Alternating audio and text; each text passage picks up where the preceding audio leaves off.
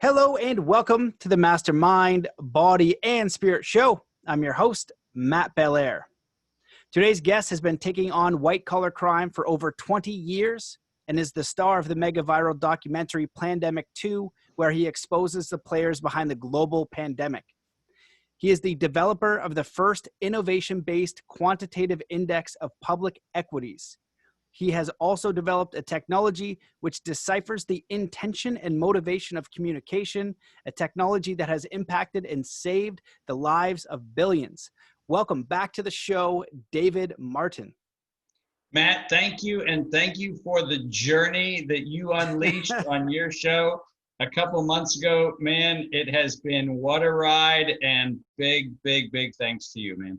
Oh, my pleasure. Well, I'm glad I got to chat with you and just kind of observe it and be like, holy smokes, that was a rocket ship. And, you know, your information and what you're putting out there is so interesting. I remember the first time we chatted, I was trying to understand your quantitative, whatever system you have. And after listening to you on London Real and watching the Plandemic 2 documentary, I understood it a bit more, but it's really incredible the information you're getting. Everything that you're sharing is documented. Nothing is conjecture. This is you can prove it with a paper trail, and that's the most important thing. And so I'm wondering if you could just start there and put it in simple terms how that technology works, and as well as the one with the intention behind communication. Yeah, that's brilliant.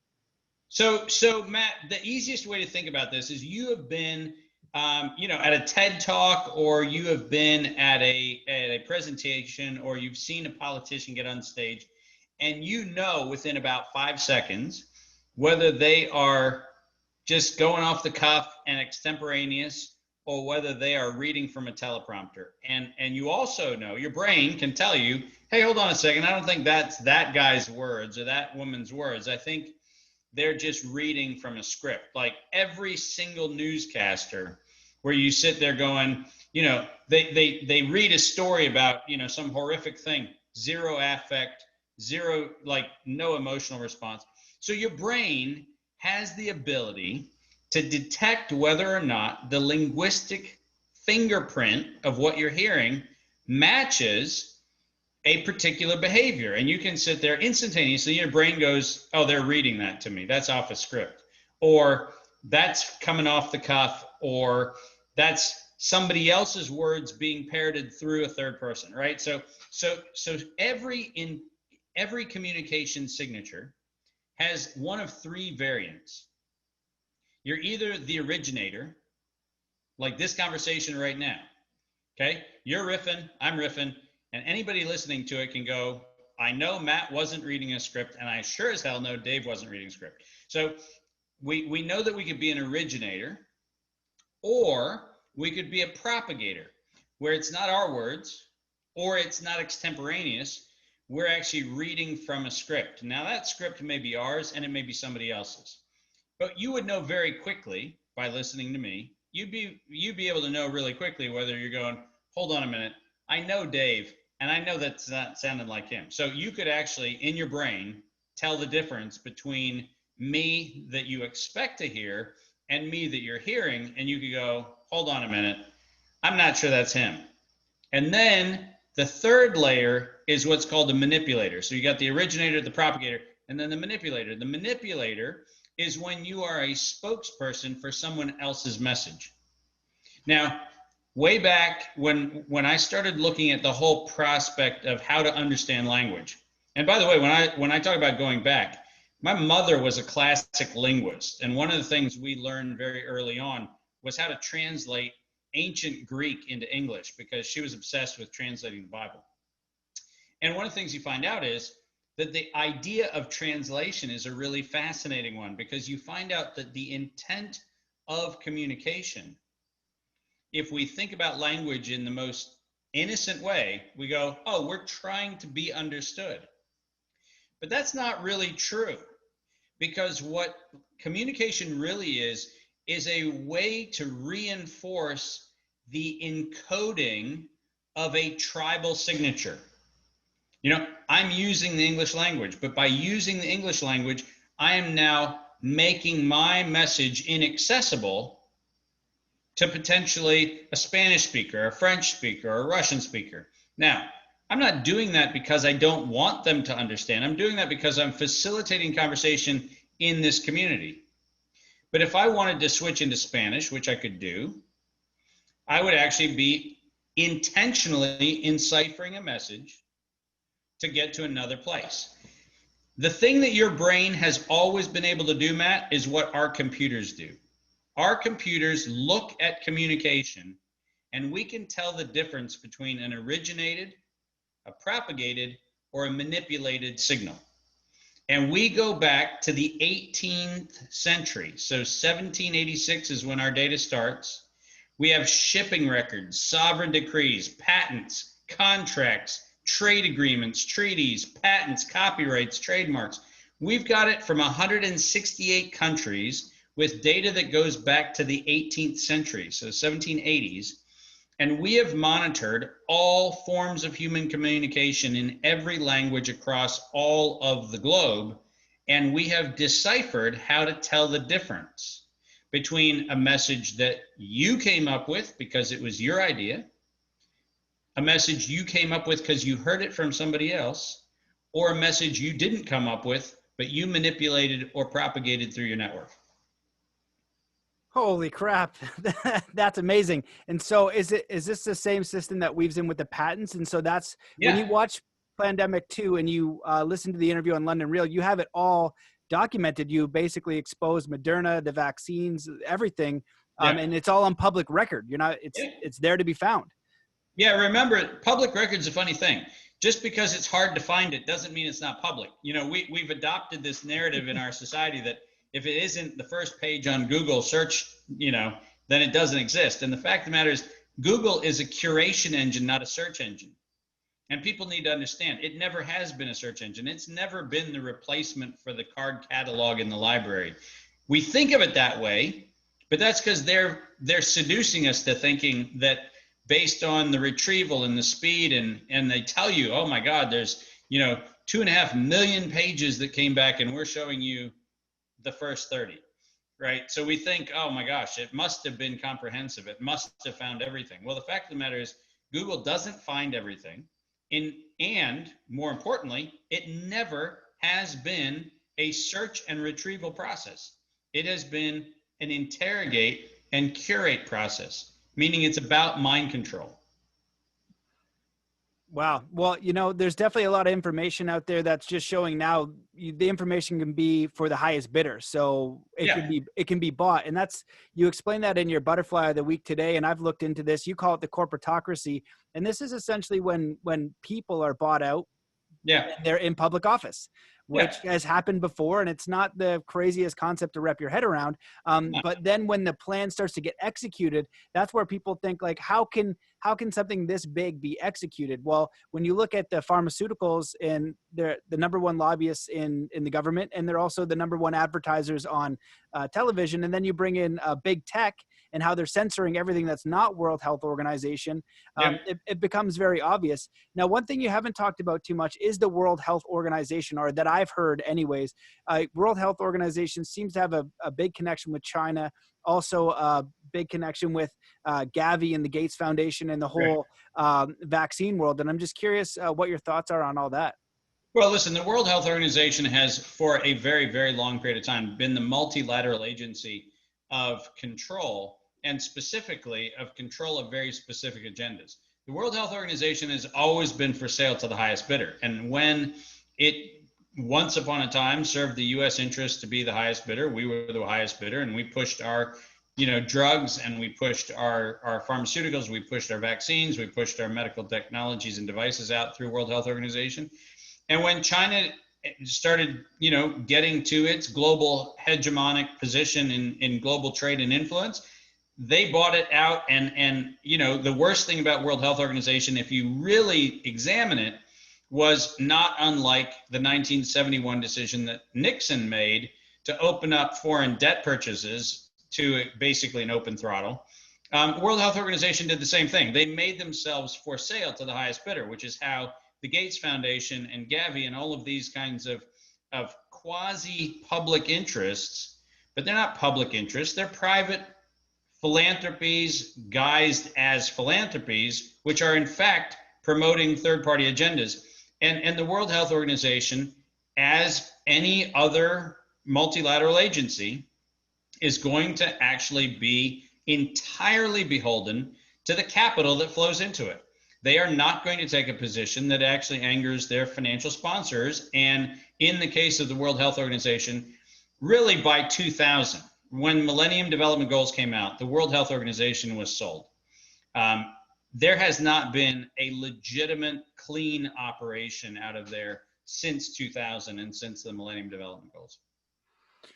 Well, there's a lot of things I'm super curious about your insights on. So one of the things that I see that's happening is a lot of people are kind of waking up to this. Whether you investigate one thing, it opens up that rabbit hole. Maybe you get really sick and you start looking into things, something with vaccines, or you lose your job from COVID. Then you start questioning things and you realize something doesn't add up.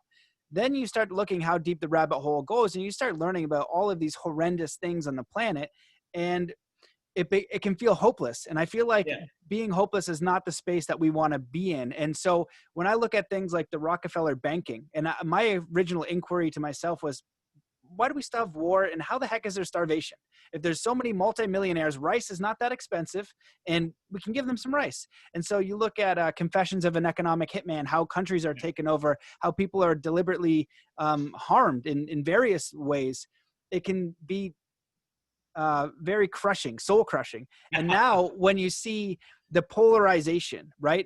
Trump is the worst, Trump is the best, Biden is the worst, Biden's going to save us.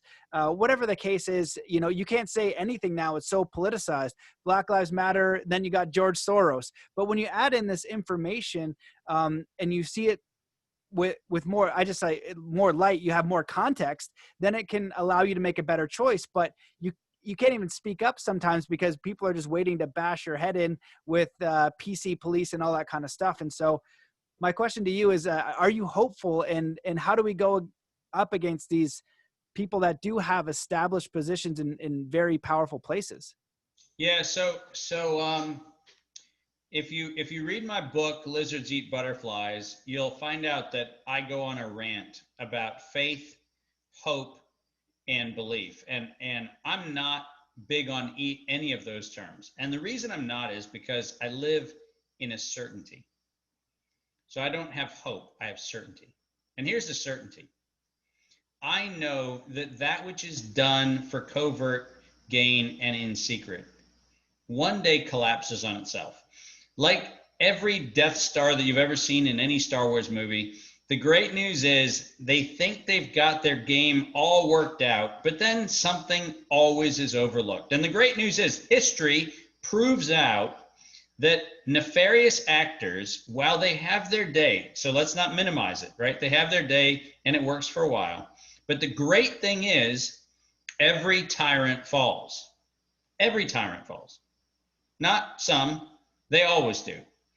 And, I remind people that in 1913 and 1914, if you would have said J.P. Morgan was going to be felled by a congressional inquiry, people would have gone, oh, no, J.P. Morgan, he's untouchable. There's no way that could happen. I mean, here's a guy who controls railroads and banks and insurance companies. There's no way he could be felled. Except the Morgan Trust refers to the Peugeot Committee investigation as what probably stressed him to the point of killing him. Here's a guy, he puts his pants on one leg at a time. Now, he does terrible things once he puts his pants on, and he may have done terrible things with his pants off. Who knows? But what I do know is that when investigations really opened up, the stress of him knowing that he was doing things that were inhumane and that were unjustified and that were based on greed and intolerance and entitlement and all of the things that are anti-human, it cost him his life. And so when I look at where we are right now, I look at the fact that we are all here on this planet at this moment in time. And this is an amazing time to be alive because we have a reset button that's right in front of us. And the question is, are we going to hit it?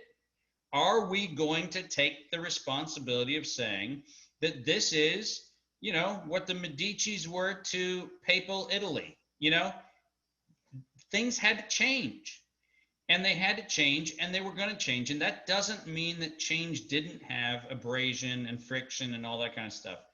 But we had the Renaissance, and we had the Renaissance because a few people said, we are not going to live under the tyranny of corruption forever.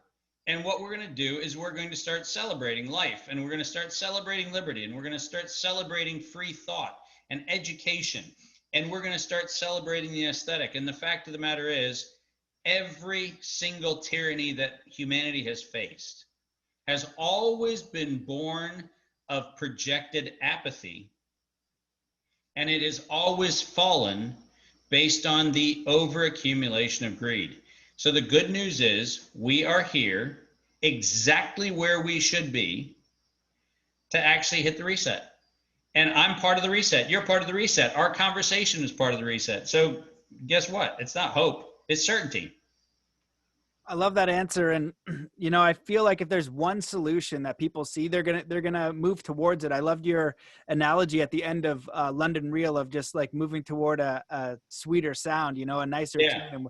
And that's what people want. We want collaboration. We want to build a better world. I look at like ancient Atlantis, if that existed, and I'm like, that sounds amazing. Like, what about just peace?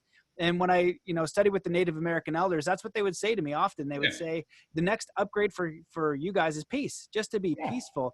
And imagine, you know, if we lived in a world where, you know, Team China and Team USA collaborated, you know, and they were like, we weren't just for money and greed and power. We actually work together. But the nice thing is, we don't need our governments to tell us to cooperate. We can cooperate on our own. That's exactly right. And so my question to you is, do you think that the governmental system we have, or you have in the States, can function with the existence of these big corporate powers and even the technology like Facebook and all of those people and influences? They came out of nowhere fast. When you acquire $1 billion, it changes things quite quickly. I have a very wealthy friend, and one of his mentors is a billionaire, and he said, what changes when you reach $1 billion? And he goes, bring your harpoon gun. And I said, what does that mean? He goes, it's a whole nother world. You can buy whole newspapers. Didn't Steve Jobs' daughter buy the whole newspaper? And then you can use it for political gain. And people just can't wrap their head around like that can happen, but that is what's happening. And we need to be able to see through that so we can make better choices together. Well, so here's an interesting little puzzle. Every tyrant that has ever existed on this planet has always used the subtle art of the control of the narrative.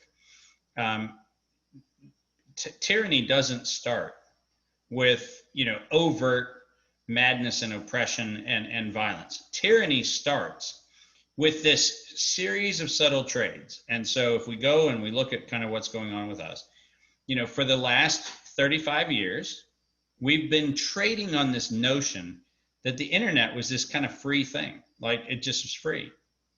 And we just kind of went with it. And we're like, oh, you know, we used to send mail, now we send email. Oh, we used to, you know, go to the library, now we search online.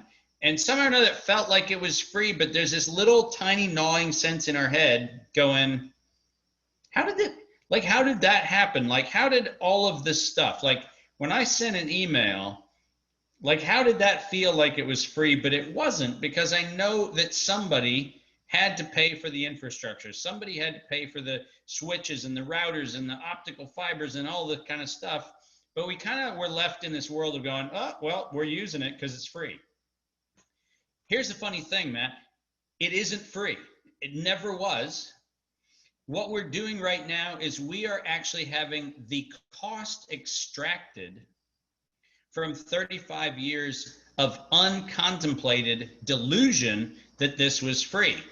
There is no question that the Defense Department and the intelligence agencies that set up ARPANET, which became DARPANET, which became the internet, were the architects of this amazing idea which said, hey, what if we give everybody the access to put all of their information about their life, about their relationships, about their networks of people? What if we gave people a platform in which they could be seduced into believing that it was free? Guess what we'd get? We would get a map of every human relationship. We'd get a map of every trade. We get a map of every contemplated action. We would get a map of all sorts of things. And we're sitting here now going, oh, I feel like our privacy has been invaded. No, it hasn't. Are you really dumb enough to look at the financial statements of Facebook and Google and all of these companies and look at the mysterious hundreds of millions of dollars that just showed up out of nowhere? You know, Facebook was a bad dating app. And it wasn't even a dating app. It was a perving app. It wasn't even a dating app. It was a perv app built by guys that wanted to prey on women. That app could not and should not have ever made it until federal agencies, which have been well documented, started pouring amazing amounts of capital in as investors, we were told. But if you go and look at the capital tables, you don't see people that got equity for it, which means that money came in from customers, not from investors. And a customer is getting something in exchange. And the number of people who looked at Facebook's IPO, because I don't know if you remember, but when Facebook went public, there was the other series of platforms like MySpace and like all of the stuff that used to exist in the Yahoo and all of the, you know, kind of the way back world of other social media, which we don't even remember anymore.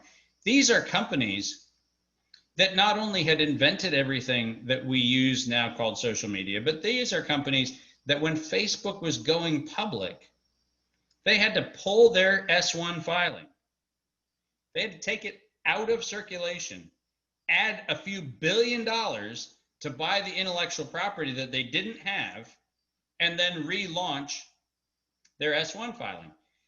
And I love the fact that we were one of the only groups on the planet that commented at the time that Facebook was actually a cover-up. Now, we're now finding out, are you ready for this? Facebook is a cover-up. Newsflash, it's not news. It has been and it always was. But the fact of the matter is, when we as a people decide that we are going to jump unconsidered onto a platform that we're told is free, we should hit pause in our collective consciousness and go, what are the funders getting for this? So just because you can go to BitChute, just because you can go to Parler, just because you can go to all these other places, I'm still telling you, if you don't ask the question and the question bites you in the ass down the road, do not be surprised by your ass being bitten. Well, there's a lot of documentaries coming out now, even one on Netflix. And at the end of that, they kind of had their own agenda there. You know, there's one of the hypnosis techniques where you do 90-10. So you just keep saying the truth to saying the truth. And at the end, boom, that's where they put in their little bit of manipulation. And, you know, when I was looking at what was going on in the world, understanding psychological operations was helpful, and like hypnotic patterns and how that was run, because they're incredibly powerful. They work really well. And so one of the amazing things with the social media is we're giving all our information freely. They, you know, there's so much information. They don't even have to ask. We're just giving it away freely. So I wanted to kind of pivot to the financial system. Some people say that the financial system is going to crash, like it's doomed. And I look at the financial system, it seems like the modern form of slavery. You know, there seems to be overtaxation. A lot of people have a lot of people don't have enough. They don't have the opportunity. But when you look at the world and you see the United States, it is the land of opportunity. You can work and you can grow. In China, I've been in China, I've lived in China. They already have the social app where if you're basically not a good citizen, you can't travel, things like that. It's a terrifying place to be. They don't have Facebook, they don't have YouTube. I remember I was training with Shaolin monks at the time, and there was a translator because they didn't speak English. And I just asked her about Buddhism because I'd been meditating with monks in Nepal, not Tibet, because I couldn't go there because China took it over and they still have it. And when I asked her a religious question, because it seemed different there, she had a visible fear come over her body. They don't talk about politics. They don't talk about religion. It's terrifying. And so when I look at the agenda that's being put out by Rockefeller, you can look at the future scenarios document with the vaccine ID chip, ID 2020, the COVID passport. It's all written out. They talk about it in the past, even with the UN. and moving forward. So it can be a little bit frightening. Well, it's terrifying. And so I'm curious, do you have any thoughts on the financial system, and what would be an upgraded way to move forward? If we lived in a world that made sense and we were trading on fairness, can we use the system that we have now, or do you think it does have to crash in a way?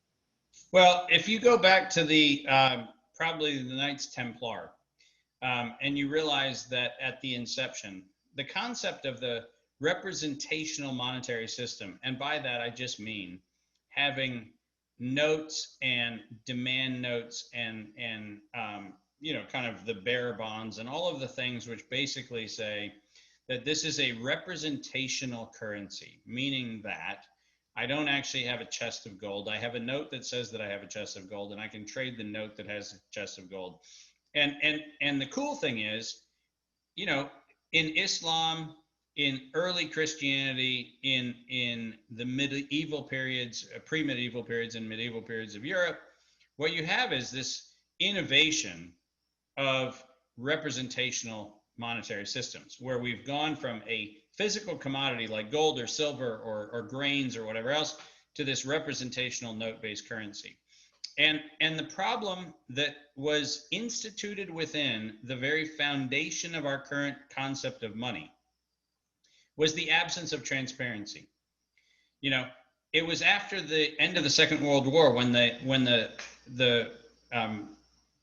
premier of Germany was asked whether or not the German Deutsche Mark would come back, and he made the statement that the German mark will resurge because of the full faith and confidence of the German industrial mentality. Now, what does that mean? That means there is nothing. It's not based on something. It's based on the full faith and confidence of a communal agreement around a thing. And this is, by the way, after Germany's been bombed to oblivion, right? So if you're going to have faith and confidence in the industrial output of a country where the entire infrastructure has been bombed to bits, that's an amazing statement. But the fact of the matter is, within 10 years, the Deutsche Mark had come back with an amazing amount of resilience. And what was that about? That was about the collective consciousness saying, we are standing behind this. Now, fast forward to 1971. And in 1971, when the world started asking the fundamental question, does the US have an economy that we count on going forward? The answer came back, no. And a bunch of European countries decided to redeem their gold notes, and that gave rise to, Nixon saying we're going to go off the gold standard. So the current monetary system as we know it died in 1971. So when I hear people say, well, what's the future of the system? That's like asking, what's the future of a corpse? And the answer is, it'll be compost, and then it'll go back into the earth, and then it'll come back as a tree or a bush or a flower. We have to get to a very different place with respect to the way in which we transact the currency of value exchange. And here's the bottom line. The bottom line is we can't fix the broken system that we currently have, because the broken system we currently have, as incarnated by 1913 with the Federal Reserve, was based on the actuarial tables of death.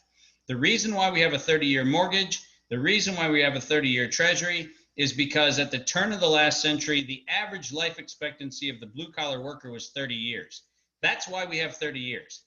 We have a system that was premeditated and built on the death of a human being. And the deal was, we will make your life barely tolerable enough that you'll play the game. You'll work for the factory, you'll work for the field, you'll work for the whatever else. And just on the eve of you retiring, we're pretty sure you're going to die. The great news is we're going to sell you term life insurance policies that expire a year or two before we know you're going to die. And the great news is that means we get to pocket all your money.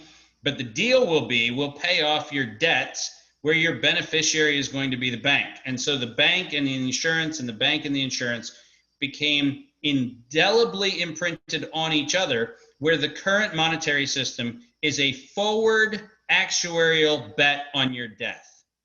Now, if we called our current monetary system what it is, a forward actuarial bet on your death, not one of us would go, oh yeah, let's see if we can resuscitate that. That's a horrible thing. But we don't call it what it is. We call it a monetary system, and we come up with all kinds of nonsensical, theories about it, and what inflation should or shouldn't be, and what tax rates should or shouldn't be. Here's the bottom line. The bottom line is we have to account for our impact on the earth. Oil is not free. It doesn't start in the ground free.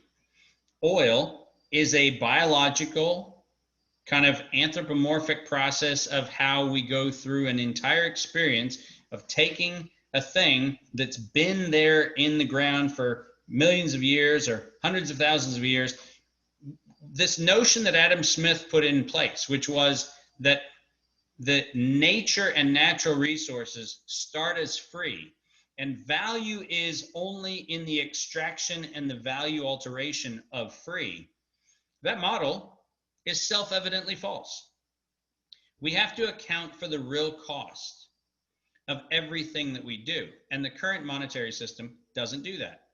We still have 1776 Adam Smith Wealth of Nations foolishness driving our economic theory. And then our monetary system is an actuarial table on death. Now, I'm going to submit to anybody, if you were told the truth of our monetary system, which I just did, would you want that to persist? And would you even have the impulse to say, oh, surely we can fix it? No, because the two foundations on which it's built are so fundamentally antithetical to humanity and antithetical to everything that is value that you don't fix it. What you do is you recognize that we have to stop counting on governments. We have to stop counting on pensions. We have to stop counting on corporations as though they are somehow the more responsible adult to our teenage opulence and indifference. And if we start standing in our own strength and say, no, you know what? I'm accountable. I'm accountable for how I live today. I'm accountable for how I live tomorrow. And are you ready for this? I'm going to live within my means. If we're willing to do that, we don't have a world that's shot. We don't have cultures that are destroyed. We don't have the stupidness of a Rio Tinto whose CEO can blow up a 40,000-year-old archive of Aboriginal art in Australia and think that it's okay by just saying, I'm sorry. 40,000 years of Aboriginal art blown up, and he thinks I'm sorry is the answer? No, I'm sorry is not the answer. Wiping humanity's footprint off the earth isn't addressed by saying I'm sorry, but we're living in a world where we accept a financial system where that's perfectly okay. It's not okay. We're going to create something different. Wow. Well, that's definitely the answer I was hoping for. When I look at, even now, when you look at some of the players that were at Event 201, one of them is the World Economic Forum, and they have this interactive map. You need to log into their site, you go into this interactive map of basically the global reset, all planned out. If this wasn't planned, why do they have this master plan that has every single thing that you can imagine accounted for?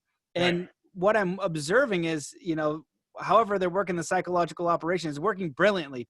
This is amazing. There's very little resistance. Now there's some popping up here and there, but it's kind of shocking once all the data comes out and it's like, hey, you said on one of your shows it was about 90% off. The projections for what actually happens, about 90% off. There's so many questions I have. I guess with China potentially manufacturing the virus, one of the things that I heard is like the second wave, they might actually release something. You found and exposed in Plandemic 2 that there are patents filed. Now, for clarity, there was coronavirus patents filed, but when they use COVID-19, are they the same thing? Are they different? Are they trying to do something with the wording? Yeah, so we have to remember that, when I went to school and studied genetics and studied biology, we knew that there were kingdoms and phylums and classes and orders and families and genus and species. And what we didn't know then was that under species, there are other things, which are subspecies, and then clades, and then subclades, and then subclade clades, and subclades subclades. And the funny thing is, we didn't realize that those were there for a bunch of reasons, not the least of which is because they're kind of Dr. Seussish. At a certain level, you can make up a new classification. And when you make up a new classification, you can make it anything you want it to be. So let's start in 1999. We start messing in the US and in China. We start messing with recombinant viruses in multiple strains of coronavirus. So we start putting coronaviruses together. 1999. We start filing patents on them in 1999. And we start filing patents on how you can manipulate them and how you can change the surface proteins so that they are increasing their virulence and increasing their ability to go into cells. And lo and behold, 3 years later, we have SARS. Now, species beta coronavirus, but subspecies beta coronavirus was what came out of the manipulation of coronavirus, and it manifests in 2002, 2003 as SARS-CoV. Now, here's the tiny little fact. The tiny little fact is we didn't have the severe acute respiratory syndrome until 3 years after humans were messing with coronavirus. It didn't exist. We started messing with it, and then it did exist. Now, let's be really clear on what I'm saying. Am I saying that SARS came from a lab? No, I'm not. What I am saying is SARS didn't exist before humans started manipulating coronavirus. That's what I'm saying. Because the possibility exists that the dudes that were in the lab went into bat caves, sampled bat caves, and the people might have infected the bats. We don't know, right? This notion that only goes one way, it only could have come from bats to people, is ludicrous. The fact of the matter is, it could have easily been a researcher going into a cave, infecting the bats mutate the genes, they mutate the virus, and then we get an upscaled version of something coming from bats. But let's start with the facts. The facts are that we didn't have SARS until 3 years after we messed with coronavirus. That's a fact. Now, here's the other fact. For the coronavirus subclade to be called SARS, which is kind of important, because SARS is a subclade of coronavirus. For it to be called SARS, it has to first be SARS. And SARS coronavirus is a subclade, and SARS-CoV-2 is a sub of that subclade, which means that it is, and this is based on simple mathematics rules, the subset is part of the set. The set is SARS coronavirus. SARS-CoV-2 is a subset of the set. Just like Wuhan Institute of Virology CoV-1, which was identified in 2013, is a subset. These are all part of a bigger set of manipulated viruses. And that manipulation can be lab manipulated, as we saw in 2013 to 2016, during the illegal acts taken by the National Institutes of Allergy and Infectious Disease under the direction of Anthony Fauci and implemented by Ralph Baric, the violation of the NIH rules where gain of function was supposed to stop, and they kept it going, and they kept it going on the Wuhan virus. So anybody telling me that this was somehow not possible to come from a lab is full of it, because the fact of the matter is the synthetic chimeric mutation of the Wuhan virus mixed with coronavirus was done in labs between 2013 and 2016. And it's very well published, and it's patented, and we know that. Here's the problem that I have with the really fundamental fact pattern that people aren't dealing with, which is the end of March 2019, when Moderna modified 4 patent applications, and in their modification of the patent applications, they make reference to the fact that coronavirus as a lethal respiratory pathogen may be released. And they said in their patent application, vaccine development was initiated. Now you heard the operative verb, was initiated. If you wrote that you knew that a deliberate release of a respiratory pathogen was coming, you knew it was coronavirus, and you started vaccine development on March the 28th, 2019, which inconveniently is about 8.5 months before the alleged natural escape of bat coronavirus in a wet market in China. Something is self-evidently wrong with the picture.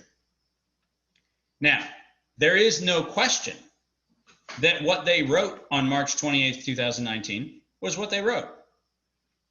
And there's no question that their writing in March of 2019 was echoed by the Global Preparedness Monitoring Board, Anthony Fauci, China's CDC, and Bill Gates's Dr. Elias, recited by them in September. The deliberate release of respiratory pathogen. Those phrases show up in March, they show up again in September, they show up back at Event 201, and then in December we allegedly have a new thing. That is BS, and it's so self-evidently BS that you can't even imagine the level of stupidity that's required to assume that that was all coincidental happenstance, particularly the Moderna statement that says vaccine development was initiated. That statement is a damning piece of evidence. Yeah, the evidence that this was planned is enormous. There's so much hard evidence from multiple organizations, and there is a money trail. And so when you start looking at it and you see it, it's all roads lead to the same place. And many people have been saying what you're saying. You're not the only one. There's a lot of researchers, when they look at it, they find the exact same things, and then they see where we want to go. And is there a reason? How does Bill Gates pop up and say we're going to vaccinate the entire planet, a month into a global pandemic, quote unquote, that he predicted 5 years before, and then even Fauci saying something along the lines of this administration is going to experience a surprise pandemic. How do you experience a surprise pandemic? It's not a surprise then, it's coming. You can prepare for it.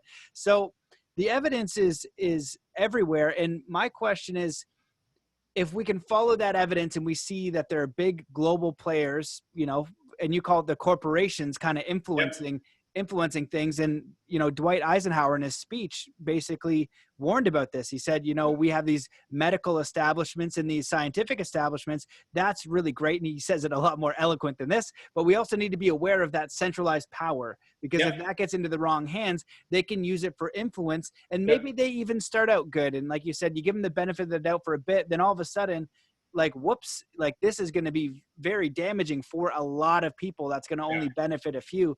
And so we look at the elections coming up, and a lot of it seems, one of the things that I thought was man, it looks like the states is under attack because your middle class is getting destabilized.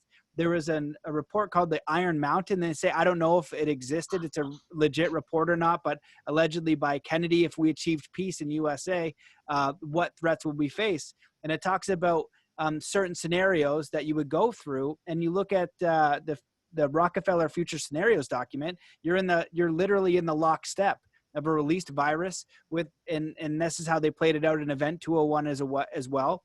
And so when we're coming up to an election year right now, and now you're looking at mail-in ballots, and there's no debates. And the other thing with this, in a democracy, you have debates. Where was the educated debates on masks? Where's the educated debates on vaccines? If you look at the debate versus Kennedy versus Dershowitz, he destroys them because Kennedy is on facts and truth and wanting more information. And Dershowitz, I think he maybe even just did it just to expose that, because there's no ground to stand on. There's no reason for this. And he exposes all of it when you have that. And so I guess my question is, what do you think is going on? Because I even saw Trump address the UN, and he essentially calls out China. And this was a few days ago, saying, hey, we're aware of what you're doing. And a lot of the world is. I worked on exposing forced organ harvesting that's been going on in China for over 20 years, specifically targeting fallen DAFA practitioners, going into jail. You lose all your rights, and they're killing people.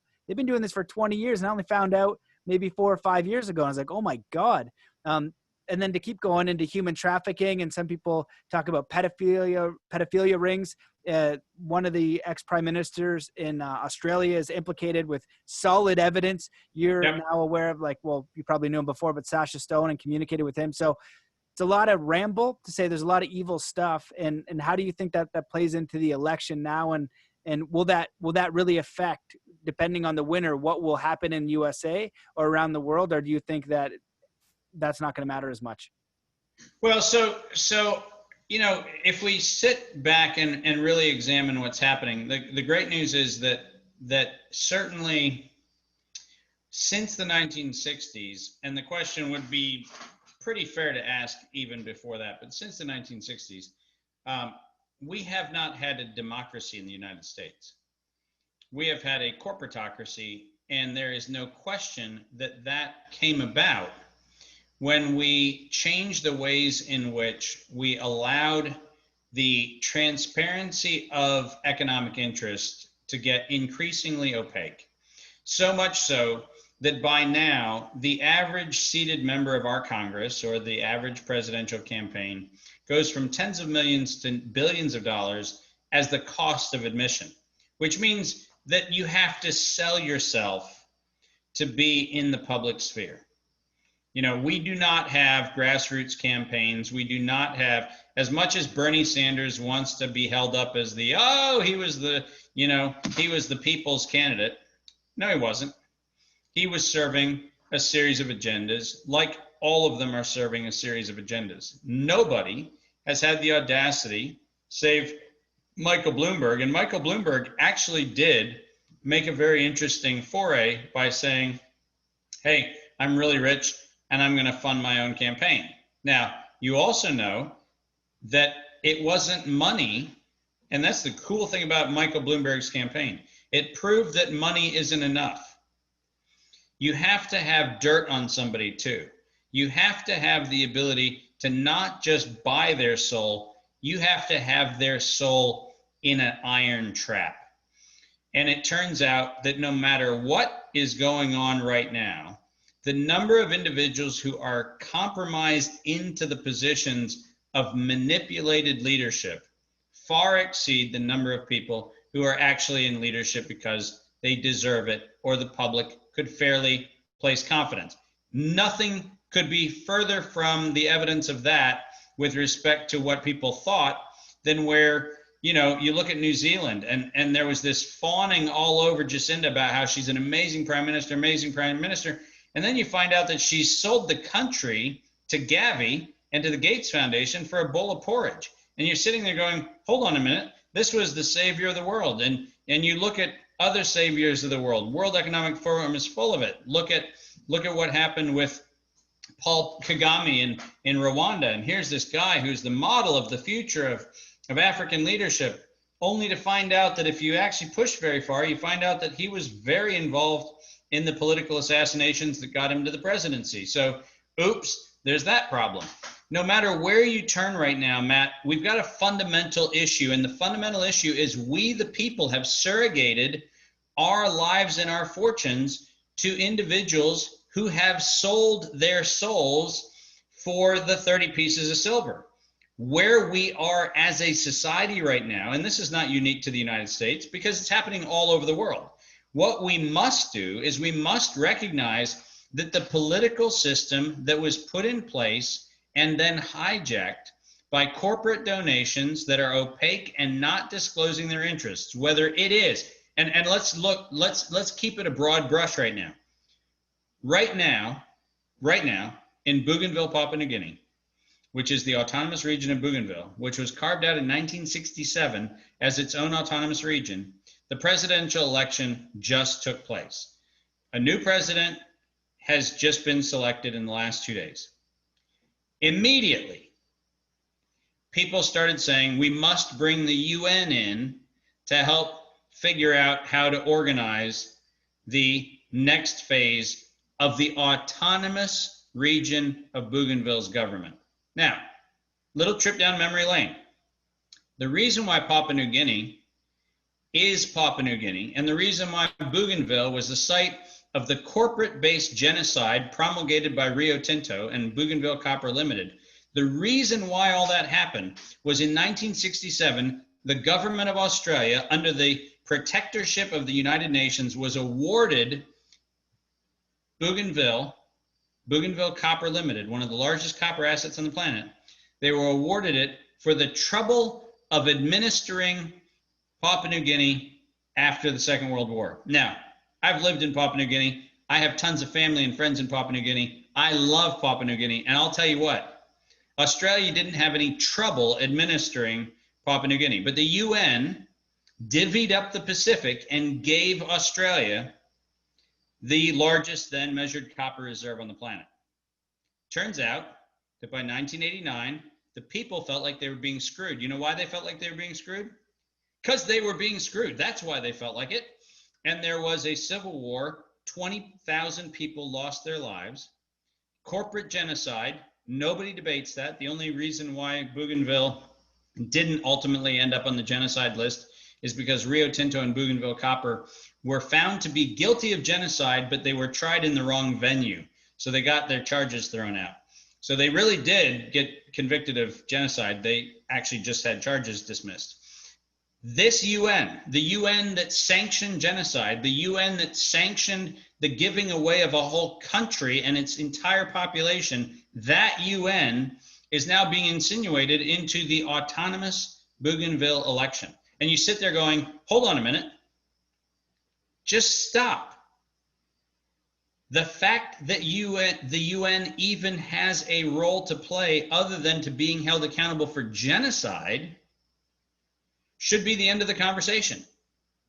But we don't even think about it. And do you realize that what I'm talking about right now, you haven't read about in newspapers, you haven't read about on any mainstream media, you haven't seen on television, you haven't seen anywhere. You know why?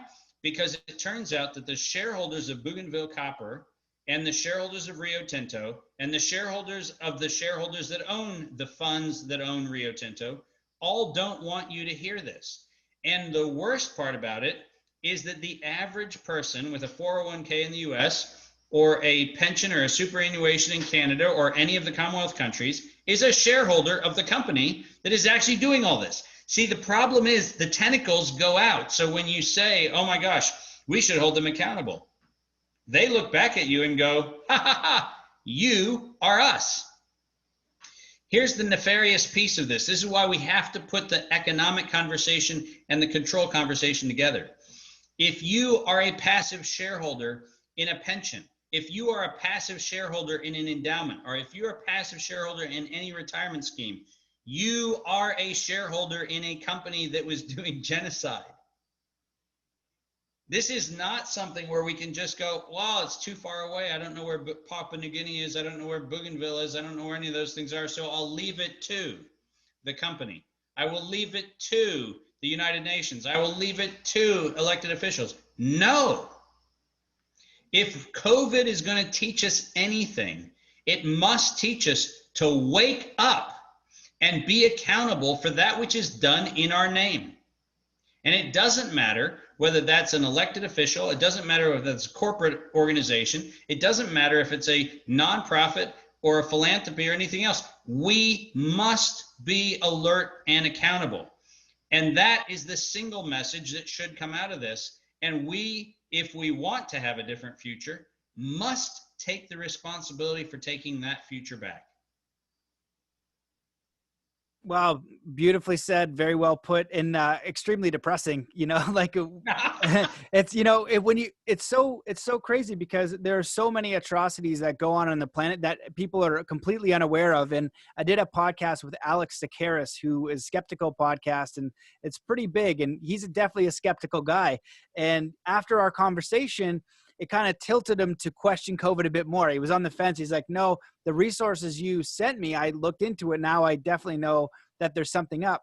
But one of the things he said on my podcast was so interesting. It was a great podcast, but I talked to him. I said, yeah, you know, I think that people can live their life from like right livelihood, something that they enjoy doing.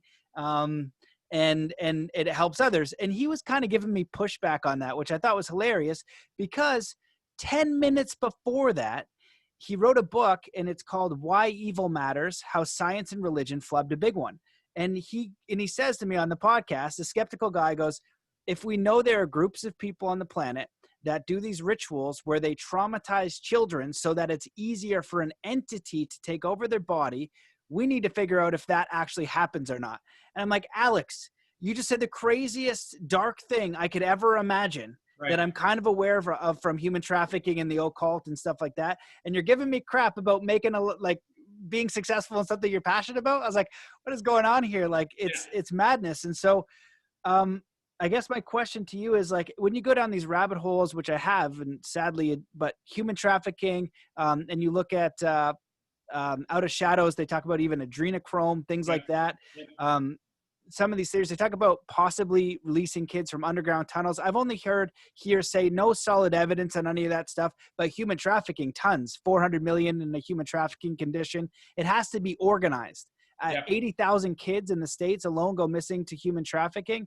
That has to be organized at high levels. And there is very good evidence of a lot of people in power, Hollywood, influence, doing things like this. And their psychology is not like ours. They don't think like we do. And it's a very threatening thing, but it's so dark. And I know that when the average person starts to look at this and put pieces of the puzzle together, because the evidence is there, like even in Canada, you know, Trudeau is our president, his best friend is in jail for pedophilia. You know, we have human trafficking problem at our ports. He's changing. We're defunding support for human traffickers in Canada while his own private charity is profiting. And so it's like, this is documented and obvious. And so my question is, have you gone down those rabbit holes as well? And do you know if there's any solutions? Because for me, when I was there, and some of the people I know going into it, it's crippling. It's like, you can't even imagine it's real. And the kind of follow-up question is, if I know, how do I provide the solution? Like, the reason why I'm so grateful that you exist is because you know of the evil crap and you can do something about it and prevent it. And for me and a lot of other people, you hear about it, and it's like, I don't want people to starve to death. I don't want people to be in human trafficking conditions. And then look, there's all the evidence for this person who should be brought to justice, or at least made an inquiry about who is doing that. You know, why is this happening? You know, so it can be, you know, what do you suggest for people that, I guess, discover that stuff, and what do you know about those fields of information?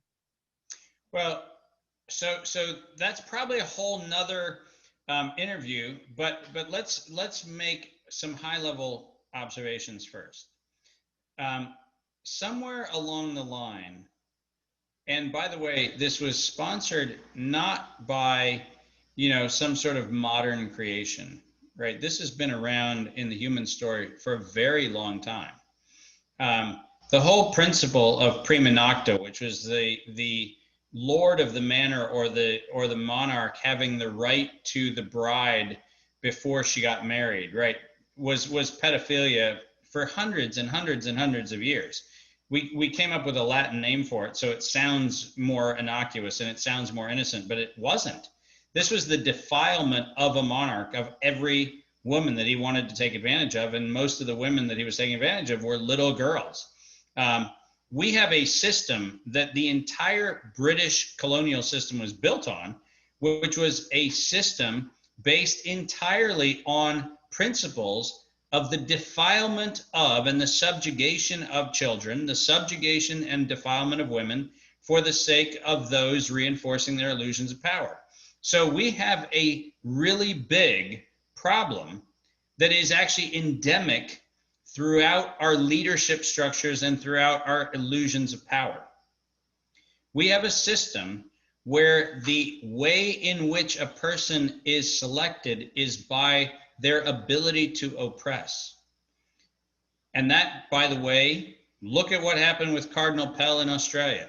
Look at what's happened throughout the Catholic Church and the sex scandals in the Catholic Church. Look what happens in mining enterprises all over the world, where you have open and shut evidence in financial statements of things called hospitality houses. You know what those are? Those are not brothels, they're sex slavery facilities. And if you look at the financial statements of an enormous number of the mining and extractive industry companies around the world, those are actually published in their financial statements. And you know who gives a rip? No one. No one. No one.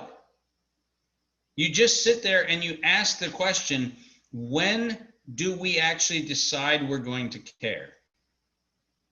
Because the fact of the matter is, there is now an entire generation of people in leadership who think that the way in which they become leaders is by the predation on children, the predation on women, and the subjugation of those who they think are less than themselves. I'm going to tell you where you start. You start by doing an internal examination. And the internal examination is a very simple question. Where am I taking advantage of someone I've decided is less than? I'm going to tell you something that blows people's minds. People sit there going, oh, well, you know, you made it on Plandemic, and you made it on, you know, Brian Rose, and you made it on this. Why are you doing this podcast with this person who has 300 followers or 200 followers? Well, the answer is because that's what I choose to do. I choose to look at every human being as a sovereign and sanctified being. I look at you and I acknowledge the fact that but for you and our conversation several months ago, there's a high probability I wouldn't have been on Plandemic. When is it okay for me to forget you? When is it okay for me to say you're no longer important because I'm now trading in this other league? And I'm telling you what, Matt, this is the insidious nature of abuse. We have these gray scales where we put ourselves into a hierarchy of how important are you, how not important are you, et cetera, et cetera. The first thing we must do is address that in our own lives. We have to get to the place where we acknowledge any place where we have decided hierarchy means someone else is not important, and we need to root that out. But then we need to do the next step. And the next step is not just the internal check on that, but starting to look at how we treat our families, how we treat our spouses, how we treat our own children, how we treat the children of others.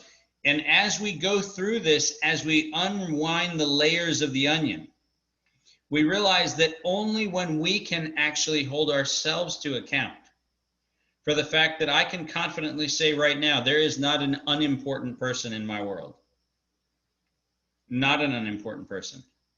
And I know that the way I treat others is with respect and dignity until they have chosen the path of inhumanity.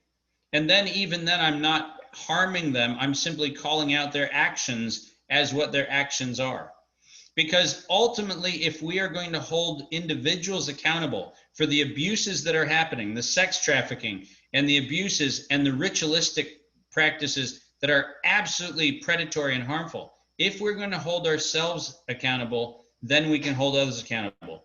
But the minute we carve out a section of our population and we go, oh, they don't really matter, then the problem is you lose the authentic integrity to have the conversation where it does matter.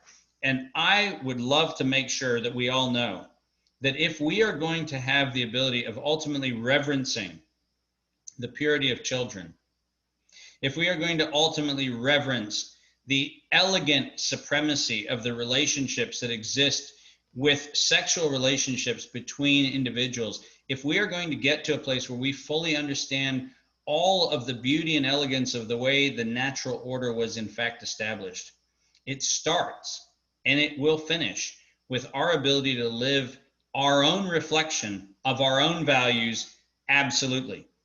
No exceptions, no caveats. Right? I'll give you an example as a father. I made a commitment when my kids were born that I would never strike them in anger. Never. Now, all kinds of people have all kinds of different reasons why they think that punishing is a good or a bad thing, and I'm not even getting in on that conversation. I know that I wanted to go through the entirety experience of being a father, knowing that I showed my kids the respect and the sovereignty I felt they deserved. You know what? I did that because I experienced a very different childhood.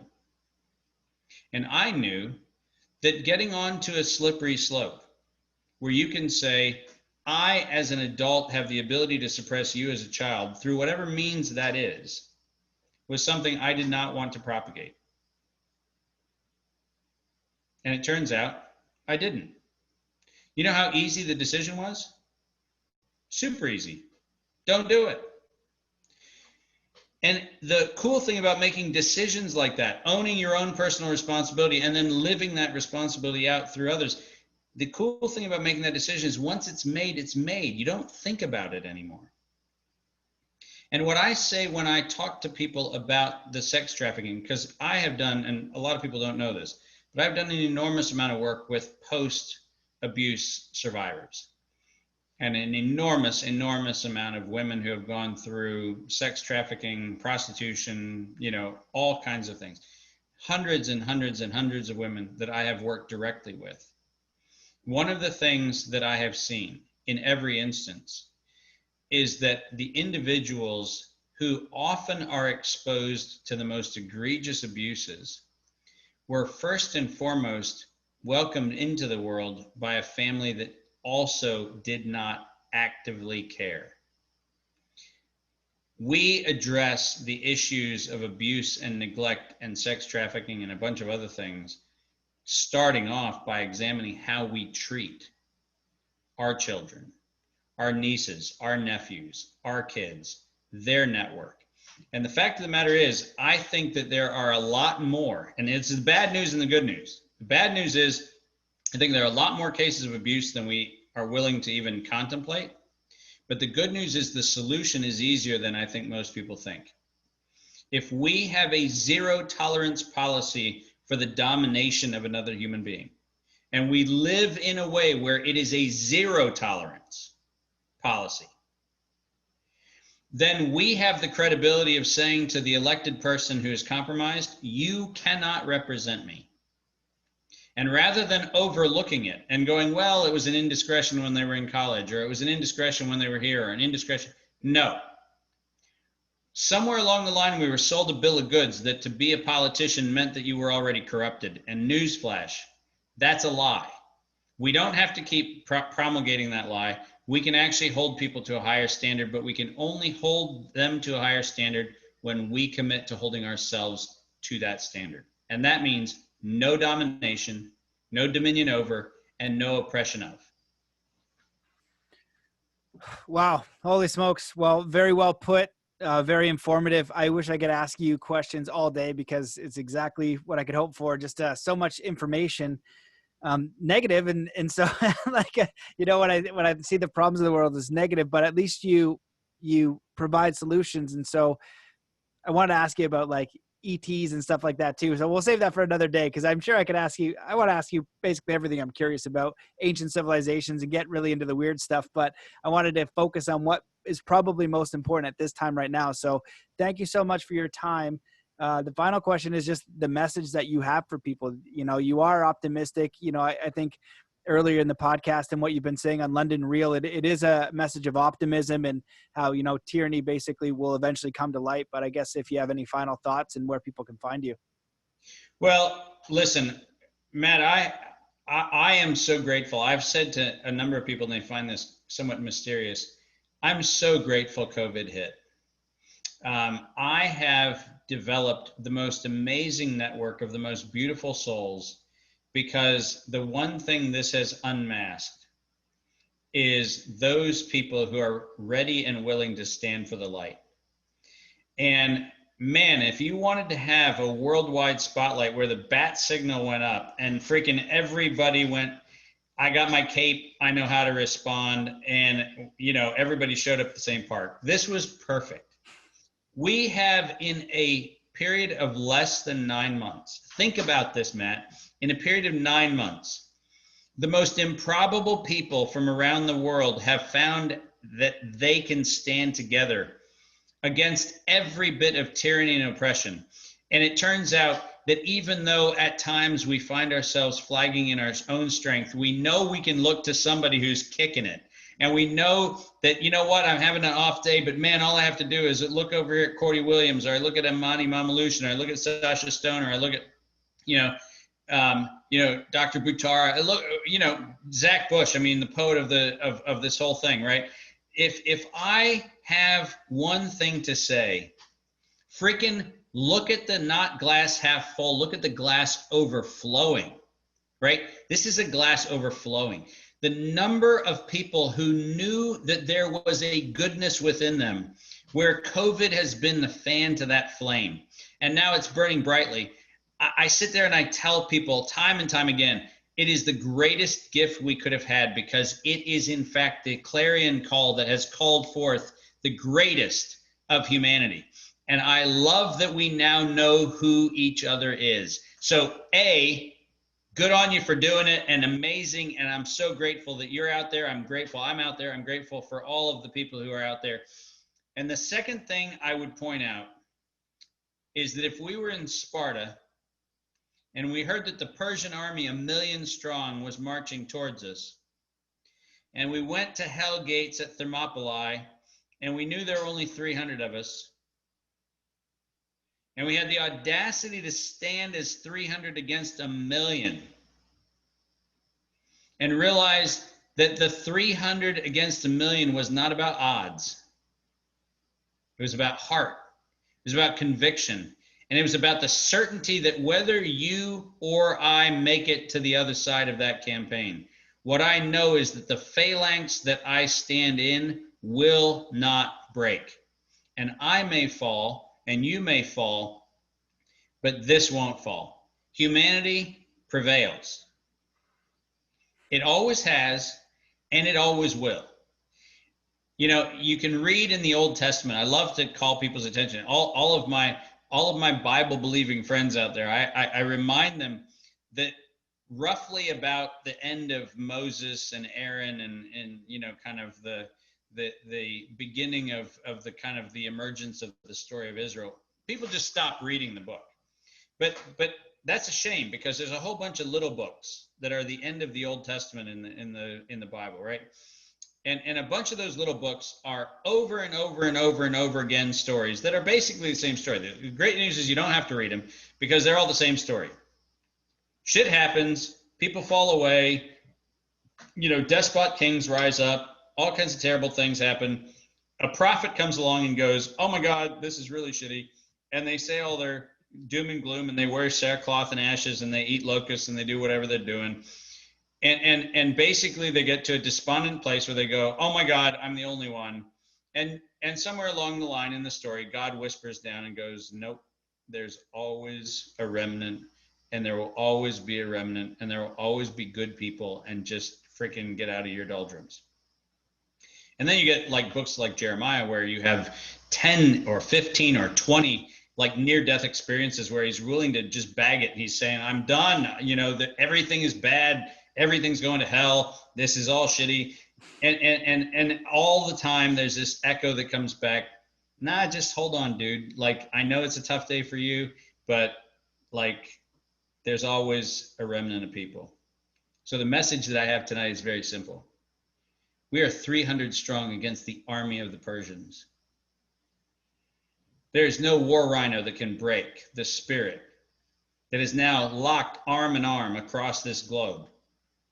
And when we stand together, as much as people want to latch onto this story that somehow this one is the one that got too big, this is the one that got away, the answer is that's what the Persians thought. And then they met 300 at Thermopylae. And you know what? The heart of 300 beats louder than the tyranny of the millions. Wow, beautifully said. It makes me feel good. I appreciate you and your work. And, you know, you're putting out Butterfly of the Week. You've been doing it for a while. So where can people stay up to date with everything you're doing? You know, the way you disseminate the information is amazing. I hope that more of the bigger shows get you. You know, we're hoping for Joe Rogan to, you know, to host. Yeah, yeah, listen, we're up on David Martin World on YouTube. We've been up. All of our videos are up. That's a conversation you and I will have when we're sitting face to face, so you get an idea of how that's happening. But yeah, we're up on David Martin World, davidmartin.world online. My last Butterfly of the Week that I just did today with Kim, we talk about the fact we got a bunch of events coming up. We've got Albany, New York, actually outside of Albany, New York, this weekend, which is a great group of people that are getting together to have a conversation about how to deal with what's happening in the state of New York. The week after next, I'm going to be down at Jekyll Island, the birthplace of the Federal Reserve, Jekyll Island, Georgia, at the Red Pill Expo. G. Edward Griffin and a great group of people getting together there. There's going to be a lot of time for people to connect there. One of the great things about it is G. Edward has made an event that is going to be a great opportunity to rub shoulders with and have these kind of conversations late into the night, early into the morning, whatever we need to do. But it's going to be a great time to press the flesh with people, like I said, who are standing together. And then on the following weekend, on the 18th, we have 16th, 17, 18, we have a Liberty Rally that's going to be happening in Fredericksburg, Virginia.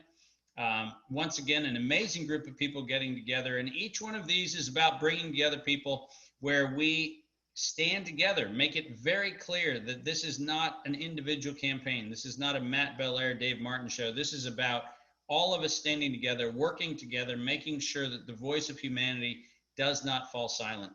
And those things are happening. And you know what? I look forward to the next time we get together, Matt. I look forward to the conversation about what my wife likes to call the ifs, not ETs, the ifs. Interplanetary friends. One of the great things, if you know Kim at all, what you know about Kim is she loves to assume that what is out there is good and sparkles and is awesome. And the whole concept that, you know, the out there other planet things are, or other solar system things or other galaxy things are somehow terrifying and here to take over the world. You know, in Kim's world, they sparkle with her. They're bright. They're shiny. They love to dance. They love 80s music. It's an important thing to know. They love 80s music, and she calls them the ifs, the interplanetary friends. So we'll have a conversation about the sparkly ifs next time we get together. Sounds good. Sounds real good to me. Well, thank you so much for your work and coming on the show. I definitely look forward to staying in touch. Tell Kim I said hi. You had great shirts today, so loving the butterflies. So yeah, I look forward to the next chat. All right. Thanks a lot, Matt. Take care. See you, David. Bye. Bye.